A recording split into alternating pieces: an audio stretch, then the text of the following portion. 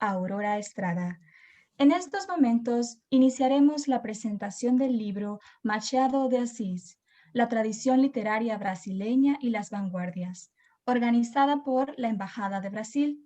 Participan João Mino, actual embajador del Brasil en Ecuador, con Fernando Balseca. João Mino, natural de Natal, noreste de Brasil, es escritor, diplomático, doctor en filosofía, miembro de la prestigiosa Academia Brasileña de Letras. Ha publicado hasta ahora 7 novelas de diversas obras de no ficción, con textos sobre historia, filosofía política y literatura. Fue profesor de la UNAM, de México, en el Instituto Río Branco y en las universidades de Berkeley, de Stanford y Chicago. Fernando Balseca, natural de Guayaquil, es poeta, licenciado en literatura y doctor en filosofía. Coordinador académico del doctorado en literatura de la Universidad Andina Simón Bolívar, es también editorialista del diario El Universo. Ha publicado diversos libros y artículos en revistas especializadas. Su área prioritaria de investigación es la literatura latinoamericana. Le invitamos a todos los espectadores a ponerse cómodos, recordando que los micrófonos y videos estarán inhabilitados para los espectadores durante toda la actividad. En la parte inferior de su pantalla se encuentra el icono de mensajes para que pueda realizar sus preguntas. Que lo disfruten. Bien, buenas noches. Con todo el público presente, es un gusto estar aquí en este auditorio. En primer lugar, quisiera saludar al embajador João Aumino, que tuvo la gentil idea de proponer una conversación, sin duda alguna, sobre uno de los escritores más interesantes, no del Brasil, no del siglo XIX, sino un escritor importante, interesante de todas las letras latinoamericanas e incluso de todos los tiempos.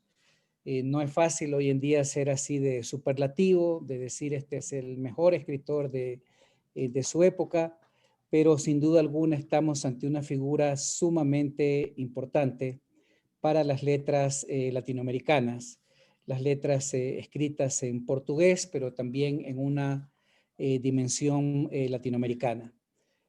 Hemos pensado con el embajador Aumino conectar esta idea de este gran escritor brasileño que arranca toda una tradición literaria que continúa también otra, para ir pasando poco a poco sobre la manera en que Machado de Asís podría estar aportando a la configuración de las vanguardias literarias y artísticas y culturales del Brasil, que se dan también en los años de 1920, 30 y 40 en el Brasil.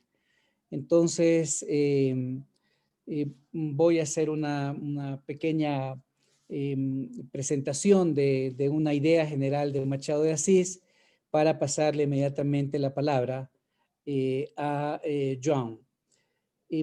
Algo que me parece bien importante es señalar que la tradición de los escritores de la literatura latinoamericana del boom o del llamado boom, especialmente el escritor mexicano Carlos Fuentes, rescató muchísimo la figura y la presencia en las letras de Machado de Asís, señalando que prácticamente es como el gran continuador de una literatura inspirada en la tradición de Cervantes.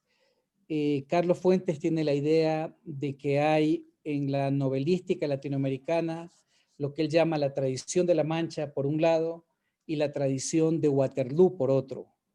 La tradición de la Mancha sería esta literatura que viene de Cervantes, que juega con el lector, que tiene un nivel de efecto lúdico importante, experimental, irreverente, mientras que la tradición de Waterloo sería aquella que supuso una reacción a la saga de la Revolución Francesa y de la presencia de Napoleón, que intentó hacer una literatura de corte realista, más seria en sus contenidos.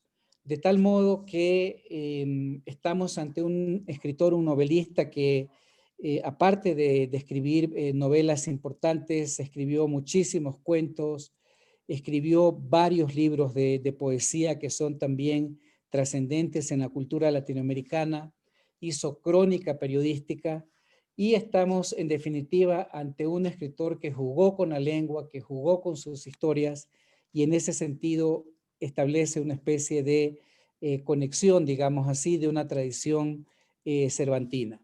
Entonces, con esto me gustaría inicialmente cederle la palabra a John en la perspectiva de valorar el lugar en la narrativa, en la literatura en general de Joaquín Machado de Asís, desde la perspectiva también de un escritor, una personalidad como Joan, que no solamente es un diplomático, sino sobre todo un novelista y también un estudioso de las letras brasileñas y latinoamericanas. Entonces, por favor, embajador Aumino, você tem a palavra.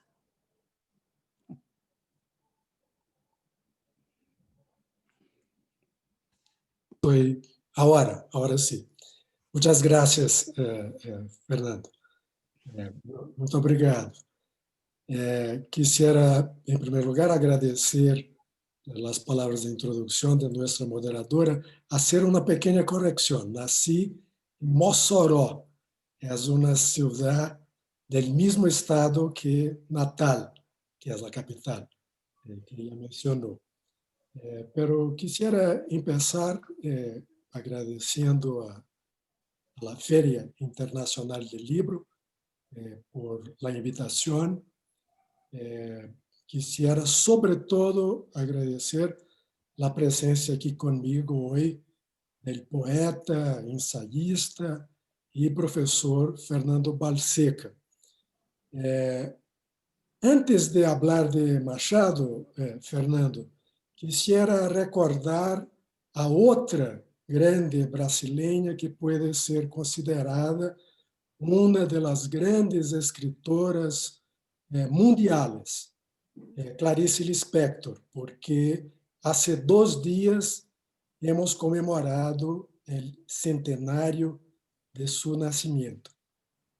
Por coincidencia, este año también conmemoramos el centenario de nacimiento de João Cabral de Melo Neto, outro grande poeta brasileño que yo diría tiene dimensión universal.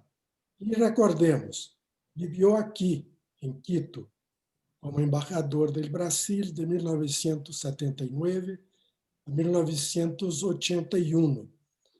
Y si tenemos tiempo, quisiera finalizar nuestra conversa, realmente dentro de, no sé, 50 minutos o menos, con la lectura de un poema inédito suyo, en el que Quito y el Pichincha son retratados.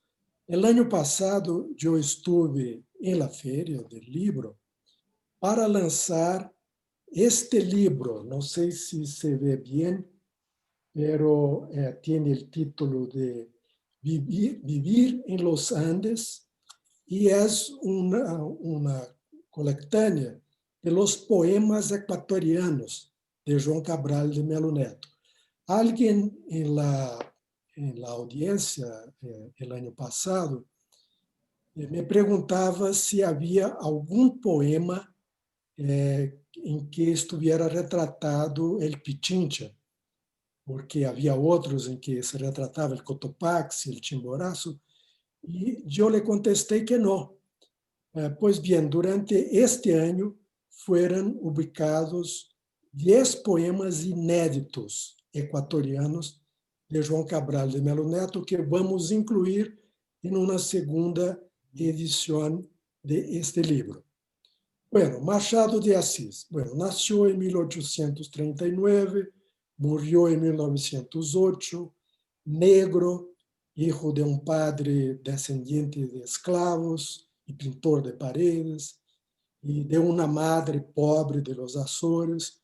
Foi basicamente um autodidacta. Pero não quisiera agora, por lo menos al princípio, tanto entrar em la biografia, ni siquiera en las influências, que também é algo muito importante, sino enfocar algumas ideias de Machado de Assis e mencionar algumas de suas novelas. Há 5 novelas de sua fase madura que são absolutamente fundamentais. Esta fase empieza com Memórias Póstumas de Brás Cubas. Blas Cubas, em las traducciones, em algumas das traduções em espanhol. Foi uma novela publicada primeiro em folhetim por entregas em la Revista Brasileira em 1880 e depois publicada em livro em 1881. Bueno, sobre as ideias, devo mencionar um muito citado e comentado artículo de crítica que ele publicou em 1873. Notícia da atual literatura brasileira, instinto de nacionalidade.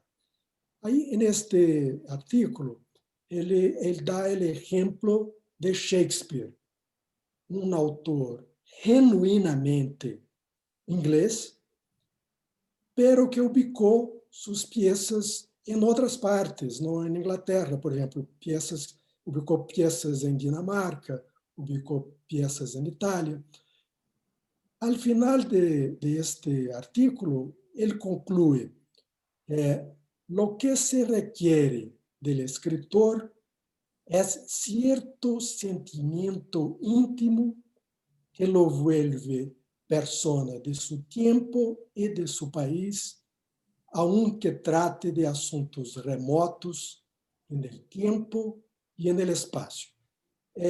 Machado se distanciava de vários de seus contemporâneos que todavia estavam, digamos, escrevendo dentro da tradução romântica, e para ele não era fundamental, por lo tanto, este color local, que era tão fundamental para os românticos. Apesar de isso, por exemplo, um antropólogo francês, Roger Bastide, escreveu um ensaio intitulado Machado Paisajista, porque entre linhas, no meio da frase, se pode depreender este paisaje em Machado de Assis. Não o paisaje de la floresta tropical, sino o paisaje de la ciudad de Rio de Janeiro, onde ele situa todas suas novelas. Rio é como se fosse palco, um teatro para ubicar, digamos, todas suas novelas. Ele, por lo tanto, hace uma crítica ao romanticismo, pero também hace uma crítica ao naturalismo. Diria que está mais cerca do realismo que do romanticismo e também do barroco, pero o surrealismo é particular. Permite, por exemplo, o artifício del difunto autor. O difunto autor é o narrador desta novela que mencionei, As Memórias Póstumas, de Brás Cubas. Ou seja, é um defunto autor e não um autor defunto, como ele mesmo disse. Não é um autor que se volvió defunto, sino um defunto que se volvió autor. Depois de morto, começou a escrever. Este recurso agrega, em realidade, mais verossimilhança, mais realismo, verossimilitude, mais realismo Como dice el narrador del libro, la primera virtud de un huerto, que es él, es la sinceridad, ¿no?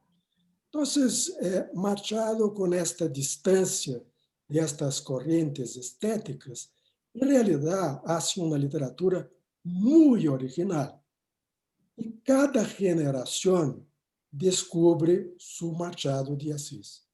Já foi visto por la crítica como filosófico, como clássico, como psicológico, como um retratista da sociedade do século XIX, como moderno, hasta como postmoderno.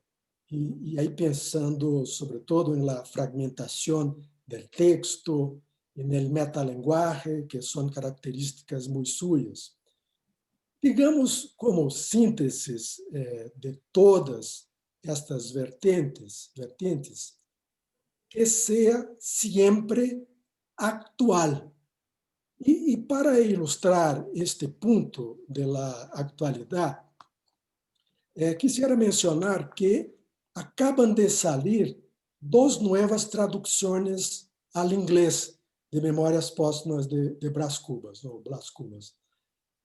Entrou em la lista, lo que é realmente casi increíble, de los 10 principales lanzamientos de este año, de 2020, de los críticos, de uno de los críticos del New York Times, de Parul Siegel. E disse ele, textualmente, vou ler, disse, la novela mais moderna, mas sorpresivamente de vanguardia que leí este ano foi originalmente publicada em 1881. Lea este livro lleno de humor e salvajemente inventivo, e quão conservador, quão dolorosamente limitada mucha de la ficção moderna vai aparecer de repente. Não é muito diferente de lo que a grande crítica norte-americana Susan Sontag escreveu em El New Yorker em maio de 1990. Disse ela, um dos mais entretenidos livros no provincianos que jamás han sido publicados. É moderno, merece um lugar permanente na literatura mundial. Isso de que falava ao princípio Fernando. Claro, há várias edições em espanhol de esta e de las seguintes novelas de Machado, ¿no? Depois de las Memórias Póstumas, viene Quincas Borba, depois Dom Casmurro, Esaú e Jacob,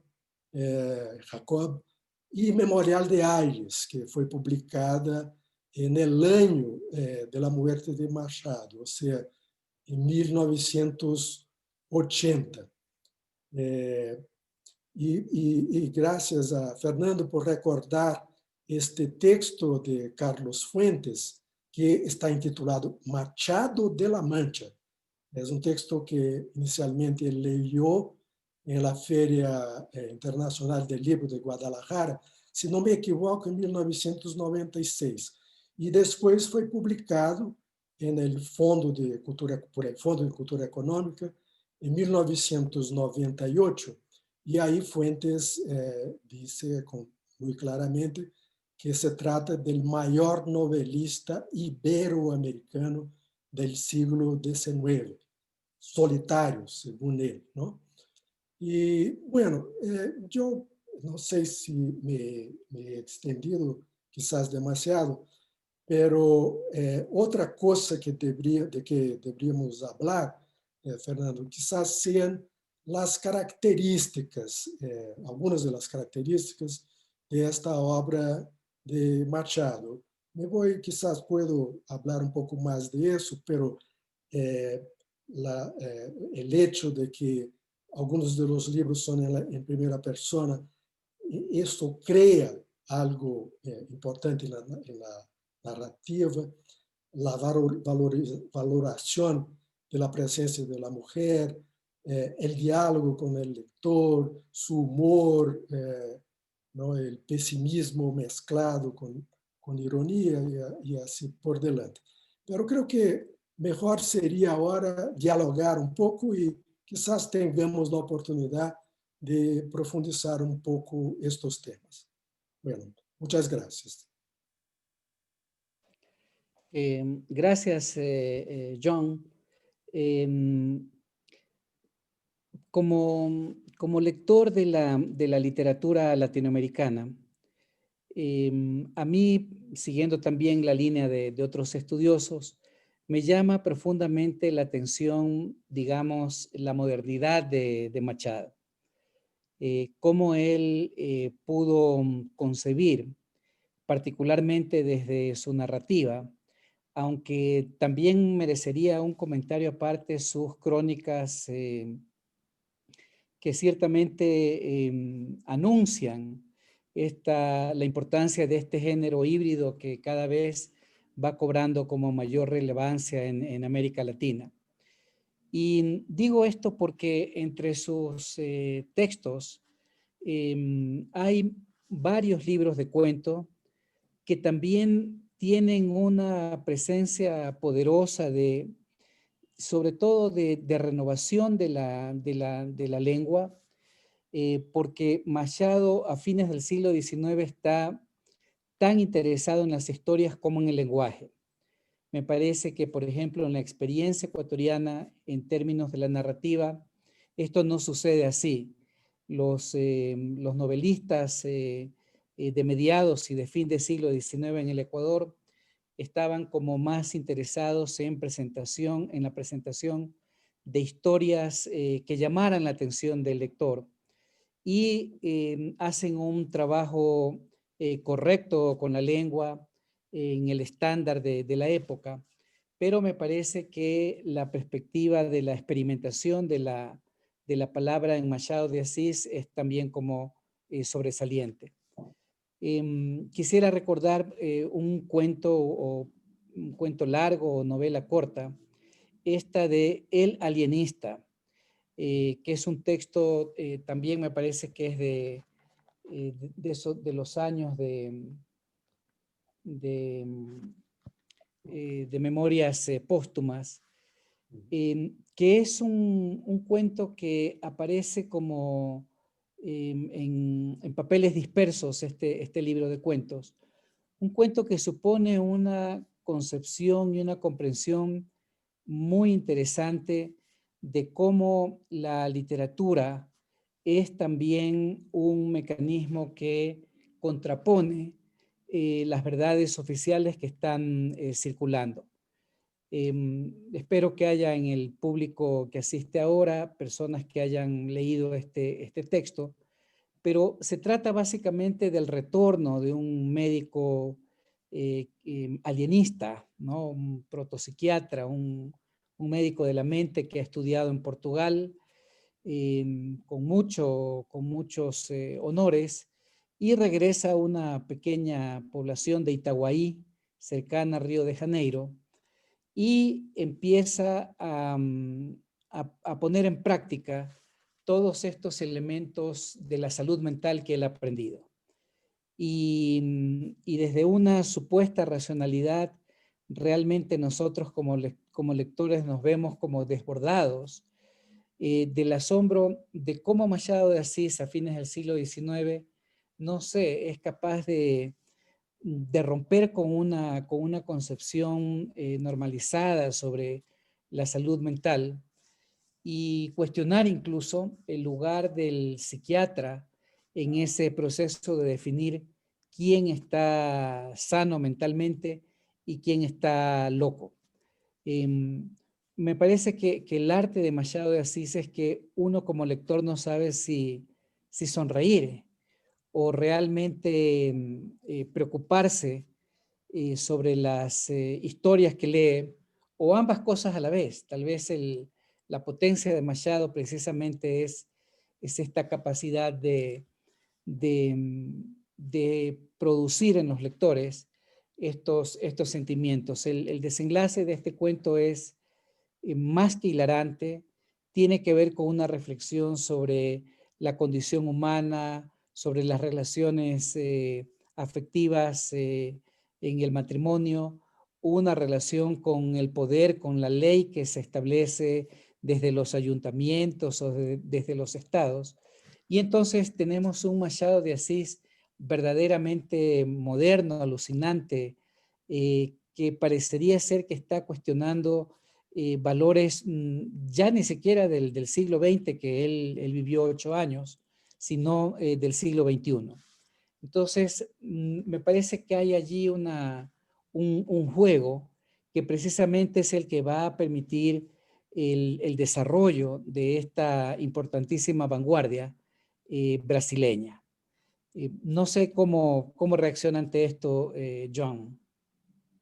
Bom, muy interesante tu comentario y qué bueno que recuerdas de este cuento tan importante de Machado y que incluso que tiene más de una traducción al español. Quisiera nada más complementar un poco lo que tú dices para recordar que la novela que Machado publica después de las Memorias Póstumas y que en la misma época, más o menos, del cuento, que es Quincas Borba, es sobre un loco, ¿no? O sea, Quincas es un filósofo loco y que desarrolla una filosofía que es muy importante como diálogo y un diálogo muy irónico con las ideas de la época, muy especialmente con el evolucionismo, ¿no? Entonces, este juego de razón y racionalidad, de razón y locura, está muy presente en este libro, como está en el cuento. En el libro, el filósofo, este filósofo loco, desarrolla la filosofía del humanitismo. Y Machado entra un poco en detalle en eso. Es es algo que tiene muchísimo humor, al mismo tiempo es una crítica muy feroz, digamos, a estas ideas de su tiempo, ¿no? Yo quisiera mencionar un poco también alguna característica de la obra de Machado, que incluso foi criticada por um gran crítico de sua época, Silvio Romero, em fines do século XIX, decía de Machado que não tinha a força épica de um Flaubert, que não há o vigor de la verdad descubierta en flagrante, por ejemplo. Tenía en mente Madame Bovary, por ejemplo. Y es cierto, o sea, lo que podría ser tragedia en Machado no lo es. La crítica es hecha de otra manera. Y una de las razones por las que Machado se distingue de Flaubert es precisamente a través del uso de la primera persona, porque con eso él puede, por ejemplo, en el caso del gran tema del siglo XIX, que es el tema del adulterio, ¿no? Él puede, al invés de hacer como en Flaubert, una gran tragedia en que los dos protagonistas mueren y la mujer en realidad se suicida, en su caso no. Uno lee las Memorias Póstumas de Brás Cubas, Brás y Virgilia, no se puede decir que son héroes de ninguna manera, pero de otra manera, pero pues se puede decir que son personajes absolutamente iguales en la novela y que sobreviven a todo, ¿no? Se termina la novela y están todavía. Y es una historia, digamos, se podría decir, de amor entre los dos, que pasa por las más distintas fases. Empieza, si pensamos en una clasificación de Stendhal, que seguramente Machado habrá leído, del texto del amor, del amor de Stendhal, pasó por el amor humanidad, pasó por el amor pasión, pasó por un enfriamiento de la relación, una especie de casamiento, termina como una especie de amistad, ella está a su lado cuando él ya va a morir, ¿no? Y él dialoga con ella incluso del otro lado del misterio, como él dice, ¿no? Y esta manera también de narrar hace con que su novela siguiente, que es Don Casmurro, que también es una novela sobre, en el fondo, podría ser sobre el adulterio, no lo es, porque finalmente, como es narrada por el marido que hubiera sido traído, acaba siendo una novela sobre los celos y no propiamente sobre el adulterio, ¿no? Outra característica interessante é este diálogo com o lector. Por exemplo, em Las Memórias Póstumas, que ele dialoga e todo o tempo, e não é o único, em outras novelas também, aqui há um momento em que ele disse, dirigindo-se ao lector, o maior defecto deste livro eres tu, lector. Tú tienes prisa en envejecer y el libro anda despacio. Tú amas la narración directa y nutrida, el estilo regular y fluido, y este libro y mi estilo son como los ebrios, guiñando a la derecha, a la izquierda, andan y se detienen. O sea, y es cierto, porque, digamos, nosotros está lleno de digresiones que son más importantes que la trama misma. Y con eso hablo de este tema con el que Fernando empezó este comentario de ahora, porque es el tema del lenguaje, ¿no? Que es fundamental para Machado, y la trama es secundaria, y con eso también podemos trazar un paralelo con Clarice, de que hablábamos al principio, porque en los libros de Clarice Lispector tampoco la trama es importante, ¿no? Lo más importante es efectivamente la manera como todo está siendo dicho, digamos, ¿no? Y en el caso de Clarice, de forma muy interesante, porque es un lenguaje aparentemente muy sencillo. Las palabras a veces se repiten, pero se repiten con significados nuevos.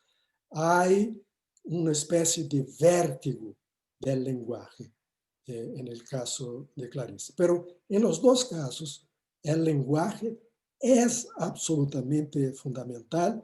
Esta experimentación de que tú hablabas, Fernando, es realmente de gran importancia en la literatura de Machado, como será en mucho de la literatura brasileña más adelante, incluso en claro, en las llamadas vanguardias en los años 20. Y quisiera recordar, hablando de vanguardia, que en 1900, en el año 2022, estaremos comemorando o centenário da Semana de Arte Moderno de São Paulo, que definiu o começo, o princípio do chamado modernismo em Brasil, que em Brasil significa las vanguardias. Digo isso porque em Iberoamérica assim não lo é, ou seja, modernismo está más bien asociado al simbolismo, que en Brasil también existió, por supuesto, en años inmediatamente anteriores digamos, a las vanguardias. Pero con eso, no sé si tendremos tiempo de hablar de eso, pero tú mencionaste un tema de gran importancia, que es este de lenguaje, digamos, en la obra de Machado, así como es un tema importante en la obra de otros escritores brasileños, incluso en la de João Cabral de Melo Neto, que también un nombre que quiero recordar por esta asociación con Quito y con el Ecuador. Gracias, John. Es interesante porque yo creo que hay una idea, o al menos creo que está clara en esta conversación, de esta capacidad de desafiar, sobre todo en la narrativa de Machado, estas formas de narrar que estaban asentadas. Brasil es un país con una situación histórica y cultural muy peculiar en el contexto de América Latina. Tiene un imperio muy tardío, incluso cuando se habían producido ya los procesos de independencia en el resto de las naciones hispanoamericanas. Y digo esto porque me parece que en Machado de Asís, a pesar de que hay una gran intención de experimentar y de enfrentar, digamos así, a las formas de narrar que había en ese momento, también hay un lado, sobre todo en su narrativa y en su crónica periodística, que, digamos así, cuestiona la mentalidad de la sociedad esclavista. Me parece que hay buena parte de la narrativa de los cuentos en donde se ve la interacción de los personajes viviendo en esta situación de un sistema esclavista. Va a terminar, me parece que antes del fin de siglo, pero también podemos encontrar, digamos, una beta realista que permite leer no solamente la mentalidad brasileña, sino también la manera como el poder se construye. Es decir, hay un lado también en Machado de Asís que nos permite entrar a discutir también este lado, digamos así, esta tensión que hay entre un profundo afán de experimentación de las formas literarias, pero al mismo tiempo también una intención de hacer una literatura que permita pensar sobre el propio país. Creo que es un lado interesante también en la narrativa de Machado. Antes de cederle la palabra a John en este diálogo, hay en el chat un comentario de Gabriela Andrade, que yo no sé si en el transcurso de la conversación podría como explicar un poco más la pregunta. Pregunta, ¿se puede narrar en portugués? Yo diría que sí, que se puede hablar en portugués, se puede contar en portugués, o no sé si pide que João lea un fragmento en portugués. No sé si Gabriela puede ampliar su comentario, sería bueno. Y tenemos también un mensaje de María Barrera Agarwal, desde Nueva York. Ella es una investigadora importante de las letras latinoamericanas y efectivamente celebra esta existencia de este poema de João Cabral de Melo Neto. Y João Aumino ha ofrecido leer al final de la conversación este poema. Entonces, seguimos en la conversación, por favor. Sí. Bueno, entonces, dependiendo de la aclaración, voy a intentar ver si ubico aquí. Aquí tengo la obra de Machado, pero no sé si abro en cualquier página y leo algo. Y agradezco a Gabriela su comentario desde Nueva York. Sí, vamos a leer algo de Cabral al final. Pido, por favor, que me recuerden el tiempo para que efectivamente al final tengamos por lo menos unos 5 minutos para eso, Fernando. Mencionas algo muy importante, o sea, la obra Machado no habla en la ficción directamente, quizás, de estos grandes temas de la historia. O sea, no hay un libro entero sobre la esclavitud, no hay un libro, por ejemplo, sobre la guerra que había en Sudamérica en los años 70. Sin embargo, eso está presente de otra forma. O sea, sus grandes temas son temas universales, pero ahí está la crítica de la sociedad, la crítica de la política, y algunos críticos han incluso leído muy claramente la historia de Brasil en este periodo. Por ejemplo, un crítico británico, John Gladstone, hace una lectura en que se realza ese aspecto histórico de la obra. Otro gran crítico de la obra de Machado de Assis, Roberto Schwartz, parte precisamente de la forma para entender como Machado trata de esta gran contradicción de su época, que es la de una cierta élite brasileña tratar de incorporar ideias, algunas ideias europeias, muy especialmente ideias del liberalismo, en una sociedad que sigue siendo una sociedad esclavista, ¿no? Escravagista. Es su muy conocida tesis de las ideas fuera del lugar. Entonces, sí, se puede leer en Machado estos temas. Mencionaste el imperio en Brasil. Brasil fue una monarquía en el siglo XIX, una gran parte del siglo, hasta 1889. Y una de las novelas, que es Esaú y Jacob, es la novela de la transición entre el imperio y la monarquía. Y entonces este tema está muy presente, pero ahí con todo el estilo de Machado. O sea, hay dos personajes que son gemelos, Paulo y Pedro, y uno es monarquista, el otro es republicano.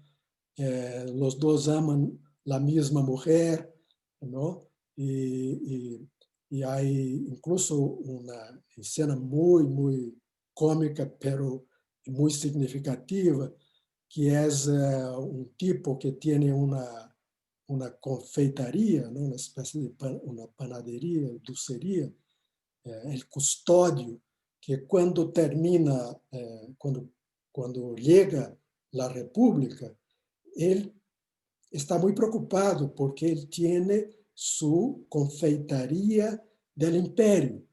Entonces, inmediatamente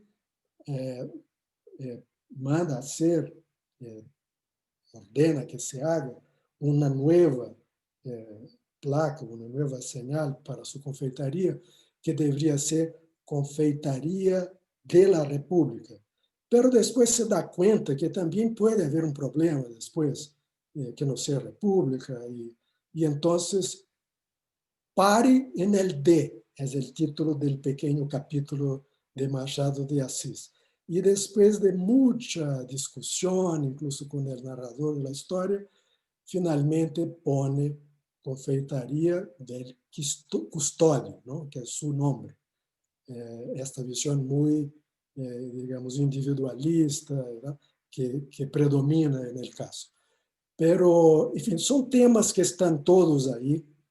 Para quien lea Machado, ahí están.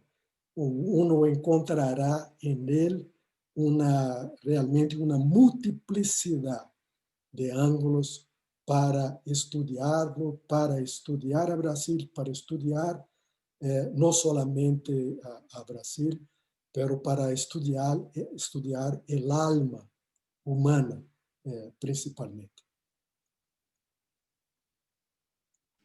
Hemos conversado sobre la centralidad de una novela como Memorias Póstumas de Brás Cubas, porque realmente es como una de los grandes acontecimientos de la imaginación en América Latina. No conozco, nunca he visto esta novela de la transición de la que habla. Y bueno, me parece que la lección siempre con respecto de la literatura es que hay que leer, ¿no? Hay que leer, hay que buscar las obras, hay que tratar de compenetrarse con ellas. Pero, no sé, tal vez el público que está aquí presente puede interesarse. Joan, no sé qué opinión tiene, a mí me gusta mucho, la versión fílmica del año 2001 del cineasta André Klotzew, Memorias Póstumas. No sé, cuando yo la vi por primera vez y la he visto varias veces, la he estudiado también en alguna clase de la Universidad Andina, creo que consigue de una manera así contemporánea como captar toda esa imaginería, a veces surrealista, vanguardista tal vez podríamos decir para hilar esto con este centenario que el año 2022 se viene. ¿Tiene alguna opinión sobre la versión fílmica de esta difícil novela de adaptar? Porque es como usted lo subrayó, es un narrador, un autor póstumo, y entonces cómo se narra desde la tumba. Me gustaría saber si tiene alguna opinión sobre esto, porque es una película que incluso se puede conseguir rápidamente en YouTube y todo eso. Sí, sin duda, vale la pena ver la película. Yo también la presenté una vez que hablaba sobre las memorias póstumas de Brás Cubas en la Universidad de Chicago. Y creo que vale mucho la pena que el lector y que el espectador vea la película. Claro, vale muchísimo la pena leer el libro, ¿no? Y además es un libro que es, a pesar de melancólico, ¿no? Es muy divertido al mismo tiempo.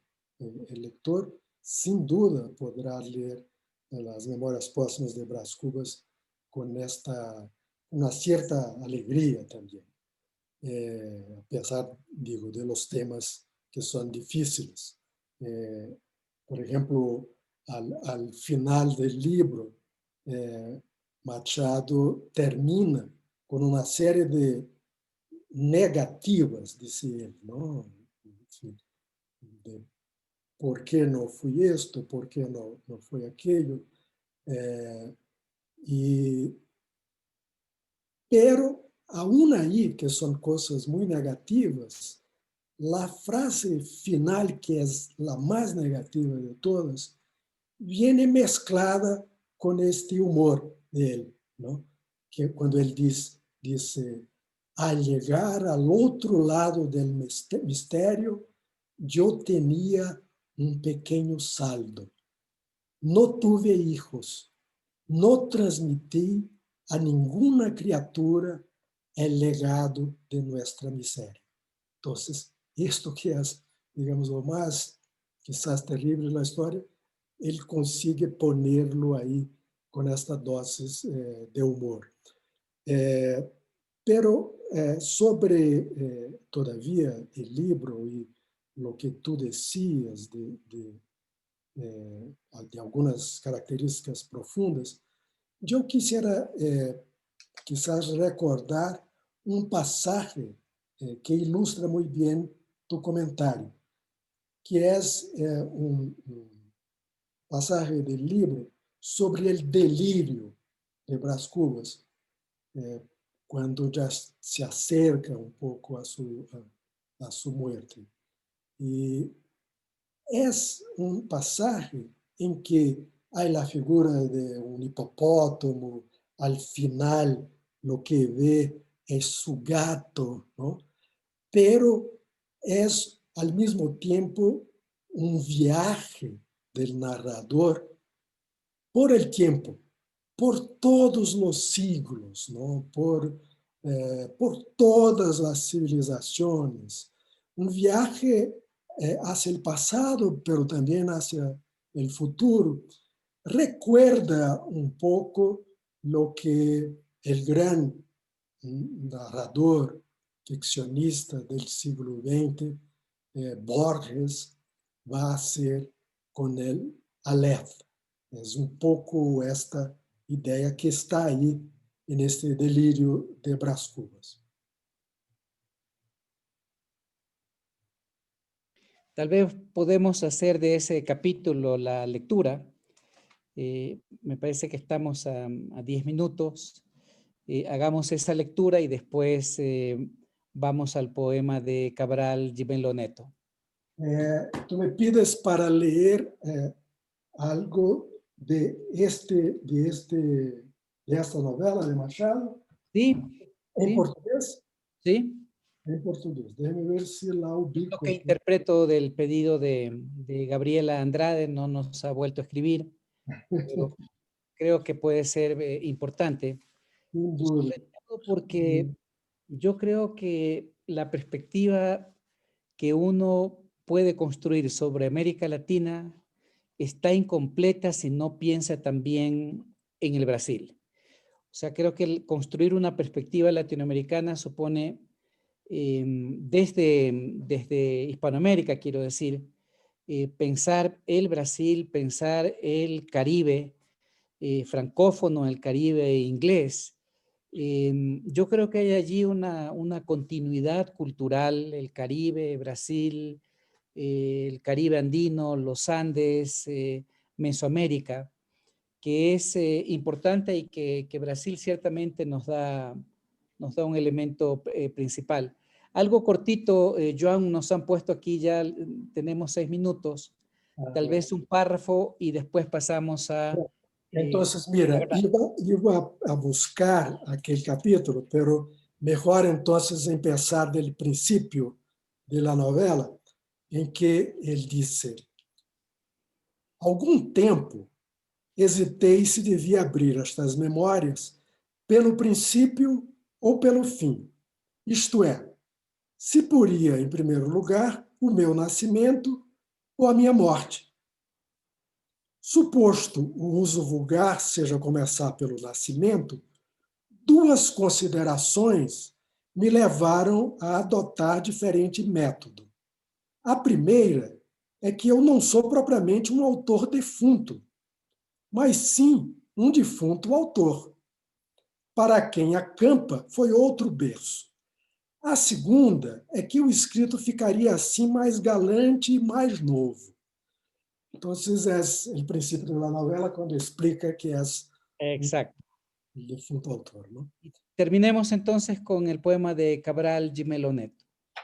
Mira, es un poema dedicado a su gran amigo, ingeniero, que es un gran tema también para Cabral, el ingeniero, y gran poeta, Joaquín Cardoso, que se había muerto había algunos meses, cuando Cabral llegó a Ecuador. Es uno de los 10 poemas que están inéditos y termina también con una imagen que está muy repetida y es muy importante en la obra de Cabral, que es la imagen de la piedra. Y hay aquí también referencias a su tierra natal, al nordeste, al Recife, ¿no? Entonces, todos estos elementos están en este poema donde está también Quito y donde está el Pichincha. Y la traducción es del gran poeta ecuatoriano Iván Carvajal. Joaquín Cardoso y Quito.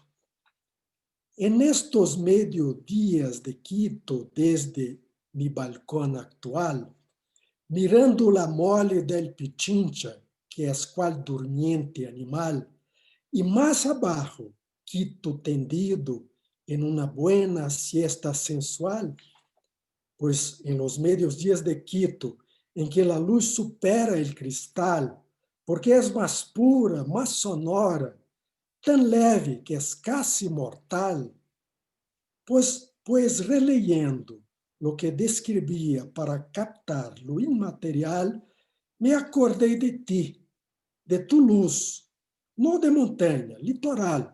Me acordei de ti, de Recife, donde la luz es otro material. Me acordei de outros nordestinos para quienes ella es cosa real. Y hablen, no hablen de ella, es su demonio habitual. Nuestras conversaciones empezaban con una pregunta inicial que respondías espaciadamente yendo de Timbaúba a Nepal.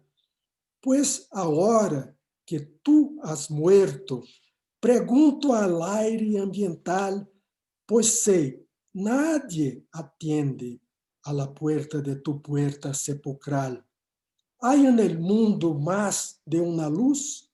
¿Será ella cosa mental? ¿O la que tú usas y Carlos Pena son condiciones de lo tropical? ¿No podría haber acaso una especie de luz moral? Y preveo esta risa seca con que desmontabas lo irreal. Si ella existiese, te traería donde estoy feliz, piedra y cal. Es eso. Bello poema, ¿no? Sí, muy, muy interesante. Entonces, nos queda un minuto. ¿Dónde se hace este hallazgo y cuándo se prevé la inclusión de este texto en esa reedición de los poemas de Cabral en Ecuador? Pues ya estamos precisamente en este momento tratando de hacer esta segunda edición, donde vamos a incluir este poema y otros 9, pero ya está ahí en la gráfica y en los próximos meses ya tendremos la oportunidad de tener esta nueva edición. Muy bien, me parece que estamos con el tiempo, nos queda medio minuto. De mi parte solamente me queda agradecer a la FIL Quito, agradecer también la compañía de Joan Aumino. Es un gusto en medio de estas condiciones vernos de nuevo y ojalá podamos seguir trabajando y pensando y discutiendo modos de difundir la literatura brasileña en el Ecuador. Pues muchísimas gracias, Fernando. Fue un gran gusto realmente estar aquí contigo hoy y vamos a seguir en este diálogo sobre la literatura brasileña, la literatura ecuatoriana y la literatura universal. Muy Muchas bien. gracias. Y gracias a Gracias Quito. a la FIL Quito, al público, buenas noches. Y al público también. El público actual y los que nos verán por internet. Muchas gracias. Muchísimas gracias. De esta forma concluimos la presentación de Machado de Asís, la tradición literaria brasileña y las vanguardias. Le invitamos a participar de nuestro próximo evento, que será la presentación del libro Los poetas duros no lloran, a las 20 horas, y no olvide visitar nuestro sitio web www.filquito2020.com. Hasta pronto.